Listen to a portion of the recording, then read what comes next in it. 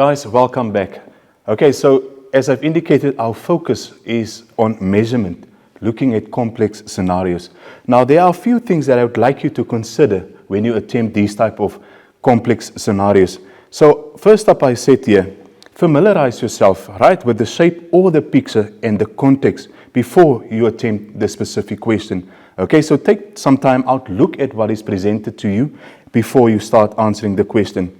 Together with this, right, read the instruction, read the question with due diligence, right? You're not just going to gloss over it. You'll see as we move on now that quite a number of information will be given to you. So make sure you understand what is required of you. Then ensure that your units are the same, right, before you simplify. Also, ensure that you work with the correct formula. Okay? Sometimes what will happen is we'll give you a few formulae and you must choose the correct formula for the correct shape. So therefore it's important that we work with the correct formula. Right? And then again, work with different shapes individually. Sometimes we can give you a combined shape. For example, a rectangle with a semicircle, right? You must then work with the correct shape. And it's always easier to break it down, right? Make it workable for you. Then check for other important information. Guys, sometimes we'll give you cost. We'll give you conversion factors. We will add a little note. And all of that will help you. Okay, it will assist you in answering the question. And then lastly, I've indicated here, always indicate correct units of measurement. Right? For example, when you calculate volume, we indicate it's cubic, right? Cubic meters, cubic centimeters, and so on. So that are factors I would like you to consider when answering these questions. So let's look at our first scenario. So I said here, Mrs. Mlatlodi decided to install a solar geyser in order to lower her energy usage per month, right? What else? The solar geyser is cylindrical in shape with a height of 1,15 meters, right? So there's our height. The cylinder where we find the water in is inside a second cylinder. Now this serves to isolate the geyser against heat loss. The diagram below shows the cylinder as seen from the top. Okay, so there we have our cylinder. Can we see here's the height of 1,15 meters. And then remember we said the cylinder where we find the water is inside a second cylinder. Can you see? So this is the cylinder where we see the water. And then we have a second cylinder moving all around there. Okay, so that is what is presented to us. It says carefully study the diagram and answer the question that follow. Guys, so important to note, if I look at what is presented here, my height is indicated in meters. So that's the first thing I observed here. And then my diameter is indicated in centimeters. So please keep that in mind. So let's see what the question is all about. So we are saying, Ms. Matlodi needs a geyser of at least 150 liters to serve the needs of her household.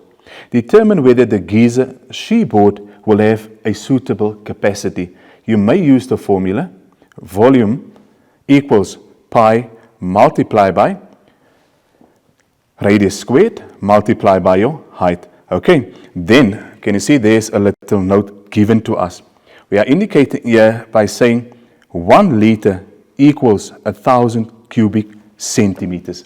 All right, there we have all of it. Let's now tackle this question. So first of all, I see the formula is given. So let's substitute into that formula. We know that pi, as I've indicated, the approximate value we'll use is 3,142. Right? Multiply by my radius. Now let's quickly go to our diagram. Here the radius, right, is given, or the diameter is given as 40,2 centimeters. Now guys, what I'll do is, since I need to convert, right, from cubic centimeters to liters, I will make sure that the units I work with is all in centimeters, right? This diameter is already in centimeters, we agree. Then remember we said the height of it is 1,15 meters.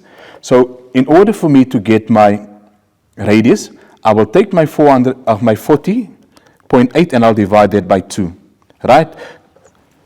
So radius here will be 20,4 centimeters. Right, I'll do that on my diagram.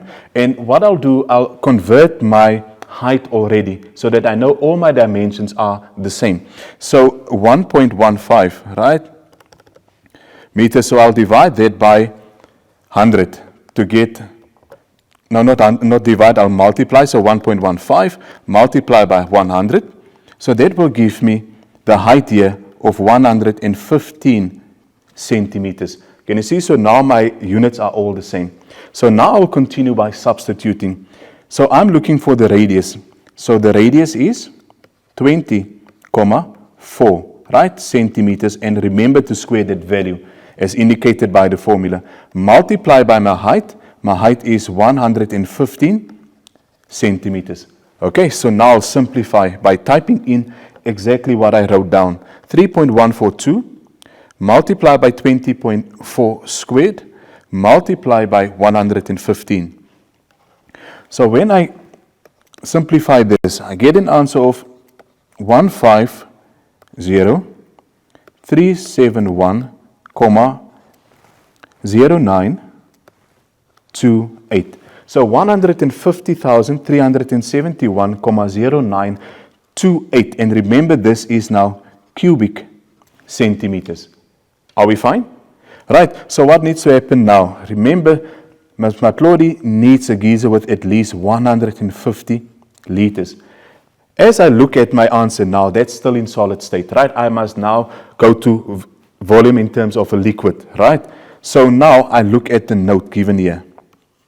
We are saying that 1 liter equals 1,000 cubic centimeters. At this moment in time, I have cubic centimeters of 150,371,0928 cubic centimeters. So now I will convert that to liters, right, to see whether it will meet her needs in terms of the 150 liters of water. So therefore, what will happen now?